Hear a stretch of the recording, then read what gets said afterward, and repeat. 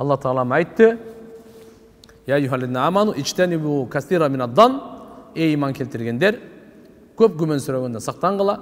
Инна бa'дадан исм, кейбір күнәлер шек күмәнсіз ал күнә болып есептеледі. Вала таджассасу, таджассус қылбағыла дейді Алла Тағала. Екінші бұйрық келді. Күмәнден сақтанғыла бірінші бұйрық әлі бұл аятта. Екінші бұйрық келді. Алланың бұйрығы. Кімдікі? Алланың.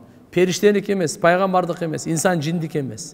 Сізді бізді жаратқан Алла, өмір берген Алланыкі, өмірге ырысқы беріп жатқан Алланыкі. Таджассус қылбағыла. Таджассус деген не? Таджассус деген татаббу ахбарил гайр вал бахс амма яктум минха. Бұл дегені башқалардың қауардың арқасынан түшу. Вал бахс қандайдан? Жашырып қойған нәрсесі бар, ошоның артынан түшу. Біреуінің айыбының артынан түшу. Ушуну таджассус деп қояды. Ушундай кылбагыла деп атат. Ушундай кылбагыла деп атат. Жашырынан.